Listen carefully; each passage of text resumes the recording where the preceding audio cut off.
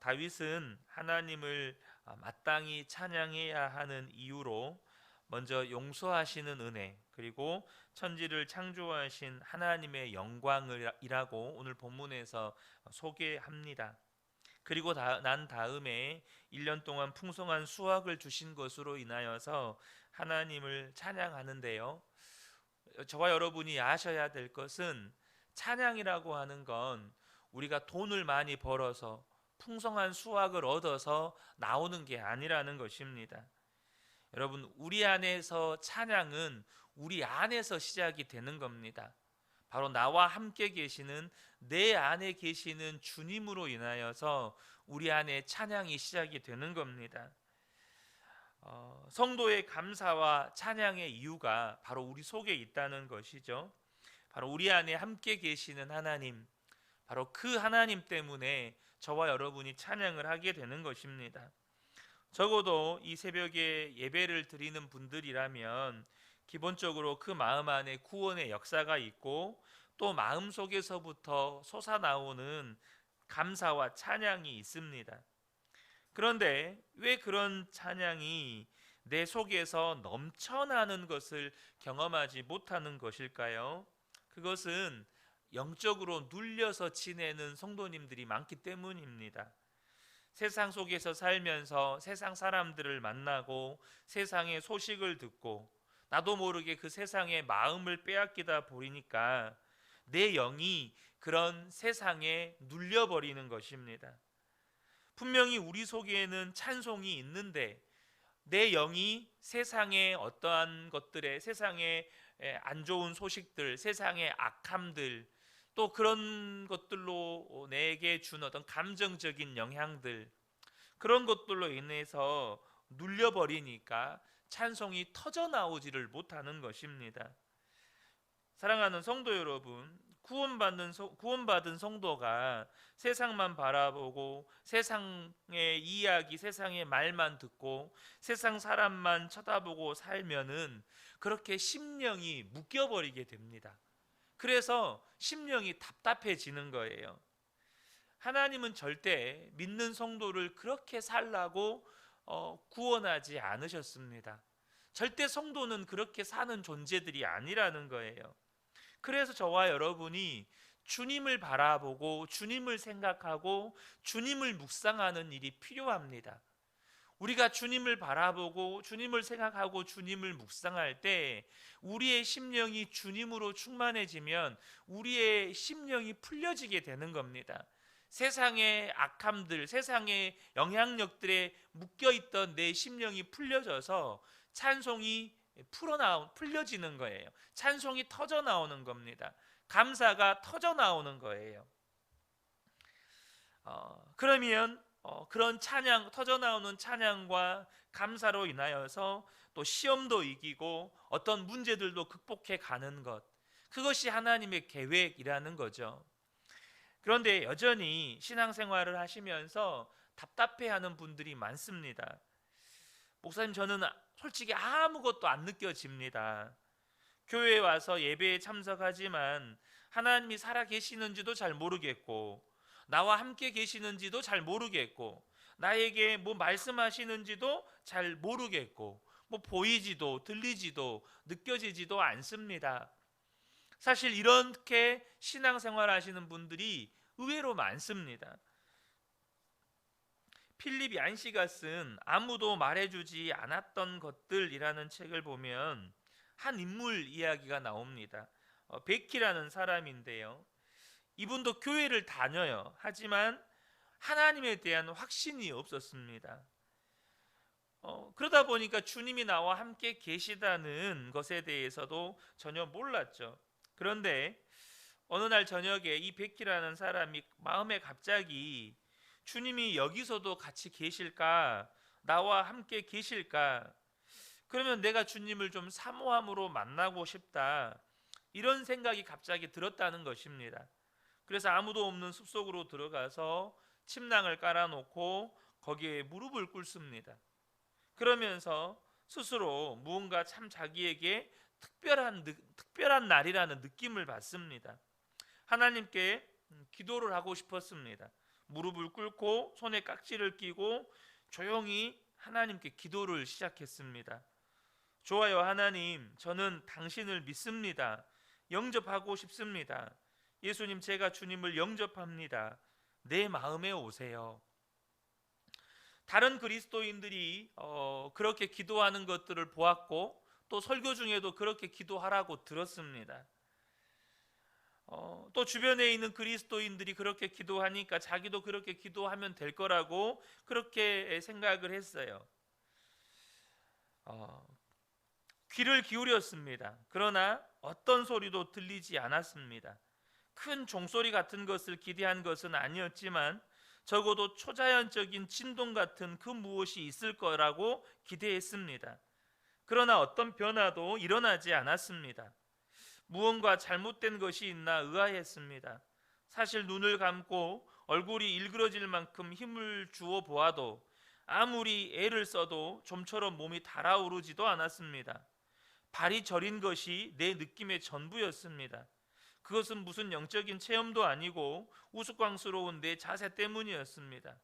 그리고 금요일 밤에 먹고 버린 돼지고기와 콩 냄새가 났습니다. 막 거듭난 사람들은 그런 냄새를 맡을 만큼 산만하지는 않을 겁니다. 그리고는 저린 다리를 펴서 일어나서는 다시 짧게 기도를 했답니다. 아직 때가 되지 않았나 보지요, 하나님. 그리고는 자기 숙소로 들어와 버린 겁니다. 8시 30분, 조금 이른 시간이지만 아무것도 할 일이 없고 절뚝거리며 방으로 들어와 삐걱거리는 군용 침대에 들어갔다. 그때 베키가 자기 심정에 이렇게 말했습니다. 내가 만났던 그리스도인들에게는 확실히 무언가가 있었습니다. 그들에게는 나와 달리 견고한 확신이 있었습니다. 나의 확신 없이 신앙생활하는 것에 넌더리가 나서 마침내 그들이 가지고 있는 것이 무엇이든지 간에 그것을 나도 얻기를 원했습니다. 그러나 지금 나는 그것을 얻는데 완전히 실패했습니다. 더듬거리며 하나님께 드리는 기도는 직접적인 응답을 받지 못했고 변화를 받았다는 느낌도 없었습니다. 내가 주님께 받아들여졌다고 생각되지 않았습니다. 아무 일도 일어나지 않았거든요. 그것은 내가 들어왔던 경험이 아니었습니다. 뒤로 발라당 자빠지기도 하고 절름발이가 고침을 받기도 한다던데 3분 더 늙었다는 것 외에는 아무런 느낌이 없었습니다. 도대체 내가 구원을 받은 것인지 아니면 잠시 미루어진 것인지도 모르겠습니다. 지난밤에 그랬던 것처럼 여전히 졸릴 뿐이었습니다. 제가 방금 한 예화를 여러분들께 소개해드리면서 자주 사용하는 단어가 있었는데요. 그게 뭐냐면 느낌이라는 단어입니다. 지금도 신앙생활을 하는 분들 중에 이렇게 신앙생활을 하는 분들이 많습니다. 뭐냐면 아무것도 안 느껴진다는 것입니다. 제가 정말로 주님 앞에 용납받은 것입니까? 제가 구원받은 것이 사실입니까? 그러면 뭔가 하나님이 느껴지게 되어야 하지 않습니까? 뭔가 제 속에서부터 이것이 하나님의 역사구나 이런 것이 있어야 하지 않습니까? 기도할 때 하나님의 임재가 느껴지지 않아서 혼자 기도하려 애쓰다가 내 기도는 하나님이 안 들으시나 보다. 그러고는 기도를 중단해버리는 성도님들도 많습니다. 요한일서 1장 9절을 보면 만일 우리가 우리 죄를 자백하면 그는 미쁘시고 의로우사 우리 죄를 사하시며 우리를 모든 불의에서 깨끗하게 하실 것이요. 하나님께 죄를 자백하면 모든 죄를 사하여 주신다고 하셔서 주님께 죄를 자백했는데 여전히 마음 안에는 더러운 죄책감이 해결이 안 되고 있습니다. 정말로 나는 용서받은 걸까? 정말 우리 서로 사랑하자. 그런데 그래야 된다고는 알겠는데 용서가 안 되는 거를 어떻게 합니까? 잘못한 그 사람, 나에게 상처 준 그 사람이 품어지지 않는데 어떻게 해야 합니까? 하나님이 정말로 살아 계신 게 맞습니까? 하나님께서 용서해 주신 게 맞습니까? 나를 구원해 주신 게 맞습니까? 이렇게 답답한 마음을 가지고 교회 나오시는 분들이 많다니까요. 그러나 여러분, 저와 여러분이요, 정말로 꼭 명심해야 될 것이 하나가 있습니다. 그게 뭐냐면, 저와 여러분이 정말로 주님을 만나고 싶다면 느낌에 의존하면 안 된다는 겁니다. 어떤 감각에 의존하면 안 된다는 거예요. 갑자기 막 진동이 내게 느껴지고, 몸이 뜨거워지는 게 막 느껴지고, 갑자기 뭔가 서늘함이 느껴지고, 갑자기 막 쓰러지고, 이런 느낌에 의존하면 안 된다는 겁니다. 정말로 예수님을 만나고 예수님과 친밀히 동행하기를 원한다면 진리의 말씀을 붙잡아야 한다는 겁니다. 진리는 우리에게 말씀해 줍니다. 우리 안에 진짜 영생이 있고 우리 속에 샘솟는 찬양이 있다는 거예요. 여러분, 느낌이라고 하는 것이 얼마나 우리를 속이는지를 알아야 합니다. 여러분, 지구가 얼마나 빠른 속도로 공전하고 있는지 아십니까? 여러분, 총알의 속도가 어마어마하게 빠르잖아요. 근데 그 총알의 속도와는 비교할 수 없을 만큼 몇 배나 빠른 속도로 지구는 태양 주위를 돌고 있습니다. 우리가 흔히 하늘에서 가끔씩 광주에서 공군 기지가 있으니까 이 공군 전투기가 하늘에 날아가는 모습들을 종종 보셨을 겁니다. 여러분, 그렇게 빨리 날아간다는 건 엄청난 굉음을 내는 겁니다. 그런데 지구는요, 그 전투기와는 비교도 않을 정도로 빠른 속도로 공전을 합니다. 그래서 실제로 지구가 공전할 때 어마어마한 굉음이 난답니다. 여러분, 듣고 계십니까? 그런데 우리는 그것을 듣지 못합니다. 듣지 못해요. 그러면 우리가 듣지 못한다고 해서 지구는 공전을 하지 않는 겁니까? 지구는 엄청나게 빠른 속도로 자전을 합니다. 근데 그 빠른 속도를 우리가 느낍니까? 못 느낍니다. 만약에 지구의 공전하는 속도나 자전할 때 나는 굉음을 우리가 듣고 몸으로 느낀다면 지구상에 살아있을 사람이 없습니다. 그런데 우리가 느껴지지 않는다고 지구가 멈춰 있는 것이고 돌지 않는 것입니까? 절대 그렇지 않다는 거죠.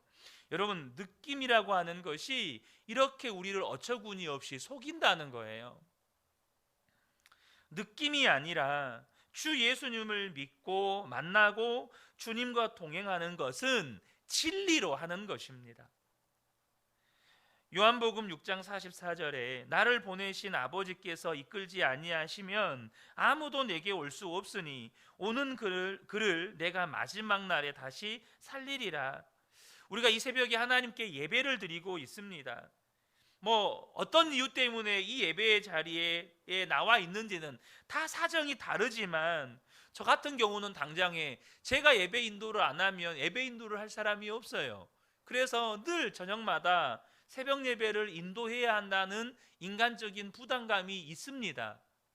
그럼에도 불구하고 그 부담감 때문에 제가 이 자리에 있는 걸까요? 그렇지 않습니다. 진리의 말씀은 하나님께서 나를 이곳으로 인도하셨다는 거예요. 예수님께서 나를 이곳으로 인도하셨다는 것입니다. 그래서 저와 여러분이 예수님 앞에 나온 거예요. 아버지께로 이끌지 않으면 아버지께서 이끌지 않으면 아무도 내게 올 수 없으니, 우리가 지금 예배를 드리는 건 하나님이 이끄셨기 때문입니다. 하나님은 왜 내게 역사하지 않으시는가? 여러분, 꼭 기억하시면 좋겠습니다. 지금 새벽 예배를 드리고 있다면 하나님이 이끄시는 역사를 저와 여러분이 경험하고 있는 겁니다. 어떤 분은 이런 말씀을 합니다. 아니, 교회에 나와서 예배 드리는 거 말고 좀 분명하게 하나님이 내게 역사하시는 것을 제가 깨달아야 하지 않겠습니까? 여러분, 그렇다면요, 여러분 마음 가운데 나는 왜 이렇게 신앙생활 할까? 왜 이 정도밖에 내가 신앙생활을 하지 못하는 걸까? 내가 정말로 하나님을 만나기는 한 걸까?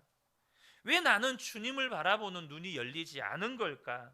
왜 나는 이렇게 좀 영적으로 답답하게 살아가는 걸까? 내 신앙생활은 왜 이렇게 이중적일까?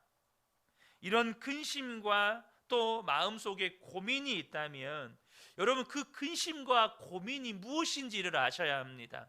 그 근심과 고민, 내 신앙생활에 변화가 없는 것에 대해서, 내가 신앙생활이 뜨겁지도 차갑지도 않은 그런 나의 영적인 실상에 대해서 만족이 되지 않고 그렇게 뭔가 모른 답답함이 있는 것에 이 근심과 고민이 어디서부터 시작됐는지를 아셔야 합니다. 에베소서 4장 30절에 하나님의 성령을 근심하게 하지 말라. 그 안에서 너희가 구원의 날까지 인치심을 받았느니라. 내가 신앙생활을 제대로 하지 못하는 것에 대해서, 하나님의 역사가 내 삶에 나타나지 않은 것에 대해서 답답해하고 고민하고 근심하는 것, 여러분 예수를 믿지 않는 사람들은 아예 이런 근심 자체, 이런 생각 자체를 하지 않습니다. 근데 예수를 믿는 나에게만 이런 근심이 있고 고민이 있다는 건 도대체 뭘까요? 내 안에 계시는 성령님께서 그런 근심을 하게 하신다는 것입니다. 마음속에 이제 좀 뭔가 확실하게 믿을 거면 믿고 아니면 좀 아니고 뭐 그랬으면 좋겠습니다. 진짜 정말 하나님에 대한 분명한 체험이 저에게도 좀 있었으면 좋겠습니다. 나도 주님의 손에 붙잡혀서 정말 하나님의 증인처럼 축복의 통로로, 예수 믿는 사람은 저렇게 사는구나, 그렇게 사람들에게 좀 간증할 수 있는 좀 그런 삶을 좀 살아보고 싶습니다. 마음속에 이런 소원이 일어납니다. 도대체 그 소원은 어디서 오는 겁니까? 빌립보서 2장 13절에 보면 너희 안에서 행하시는 이는 하나님이시니 자기의 기쁘신 뜻을 위하여 너희에게 소원을 두고 행하게 하시나니라고 말씀하십니다. 우리 마음 안에 신앙생활을 좀 제대로 하고 싶다는 소원 자체가 놀라운 성령님의 역사라는 사실을 저와 여러분이 아셔야 합니다. 여러분, 진리로 나를 보면 주님이 보이는 겁니다. 진리로 나를 비추어 보면 주님의 역사가 보이는 거예요. 이게 주님의 역사구나. 주님이 내게 이렇게 역사하고 계시네? 주님이 그럼 나와 함께 하시는 게 맞네? 이렇게 진리로 주님을 확인하고 주님의 역사를 확인하는 거예요. 그러면 주님을 바라볼 믿음이 더욱더 생겨나는 겁니다. 그렇게 주님을 바라보게 되면 반드시 주님은 더 눈을 열어주셔서 주님이 나와 함께 계시는 것, 내 속에 이제는 상황이나 환경과 상관없이 찬양이 있다는 것을 알게 되고 찬양이 터지고 감사가 터지고 기쁨이 터지는 겁니다. 사랑하는 성도 여러분, 날마다 매 순간순간 예수님을 바라보고 살아가기를 사모하면, 24시간 주님을 그렇게 바라보기를 사모하면 집에 있을 때도 직장에 있을 때도 오고 가는 길에서도 감사와 찬양이 나오는 것이에요. 그렇게 저와 여러분이 주님 앞에 나와서 예배하고 있다면, 혹 저와 여러분 안에 찬양이 일어나는 것을 느끼지 못해도 영이 죽은 게 아니에요. 저와 여러분이요, 지금 느끼지 못하는 건 뭘 의미하는 거냐면 영이 잠들어 있는 겁니다. 여러분, 우리가 깊이 잠들면 누가 들쳐 메고 가도 모른다고 하잖아요. 마찬가지로 내 영이 깊이 잠들어 버리면 주님이 내 안에서 역사하셔도, 주님이 내게 말씀하셔도 그 내 안에서 일어나는 감사도 찬양도 기쁨도 느끼지를 못하는 거예요. 그러니 주님은 깨어나라고 말씀하시는 겁니다. 깨어 있으라고 말씀을 하시는 거예요. 우리가 24시간 주님을 바라보고 살라고 권하는 것은 그것이 우리의 심령이 깨어나는 방법이기 때문에 그렇습니다. 여러분, 우리만 주님을 바라볼까요? 우리만 주님을 갈망할까요? 절대 그렇지 않습니다. 우리가 주님을 바라보고 또 변화되기를 원하는 그러한 사모함과 열망보다 주님은 더한 열망으로 우리를 바라보고 계십니다. 주님은 더한 간절함과 사모함으로 우리를 눈동자와 같이 지키고 계시다는 거예요. 그러므로 저와 여러분이 주님을 바라보는 것이 진심이 되기 시작하면 주님이 나와 함께 계시는 것과 또 내 속에서부터 터져 나오는 찬송과 감사와 기쁨을 경험하게 되는 것입니다. 이 새벽에 함께 예배한 우리 모든 성도님들이 이제는 느낌이 아니라 진리로 내 안에 계시는 주님을 확인하고 그 주님의 역사를 확인하고 그렇게 계속해서 주님을 바라볼 때 이제는 넘쳐나는 터져나는 감사와 찬양을 경험하게 되시기를 예수님의 이름으로 축복합니다. 아멘.